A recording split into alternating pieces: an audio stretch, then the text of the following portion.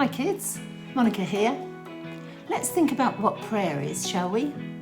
Prayer is talking to God, and He loves us to talk with Him.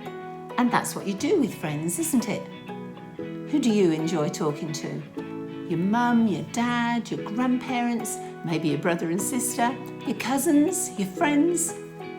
If you love someone, you want to talk to them, don't you? Well, Daniel loved God, so he wanted to speak to Him, and he prayed to God every day. The evil men in our story today were jealous of Daniel, and so they tricked the king into making a law so that Daniel was no longer allowed to pray to God. Would you be happy if someone told you you could never again talk to the person you love most? That would make me really sad. I expect it would you too, wouldn't it? But Daniel knew that God is pleased when we pray, and so Daniel chose to obey and please God rather than doing what the king wanted. So Daniel kept talking to God, even though he knew it would get him into big trouble.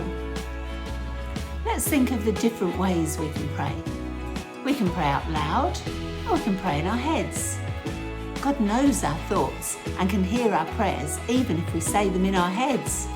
God doesn't need to guess what we're thinking, like playing a game of I Spy. He knows already. Another way to pray is to write or draw a prayer. I often do that in my prayer journal. There are lots of prayers in the Bible that people wrote down too. I love those because I can read them and pray them as well. Now, Daniel knew his friendship with God was the most important friendship he could have, so he kept on praying. But it did mean he was thrown into the lion's den. Rah! I've got a toy lion here, obviously. He's very soft and cuddly. But the lions in the den were real, and they were big, and they were scary, and they were hungry. That was really big trouble for Daniel, wasn't it? But God shut the hungry mouths of the lions, and Daniel was safe. God is all-powerful, and He wants everyone to know of His power and His love.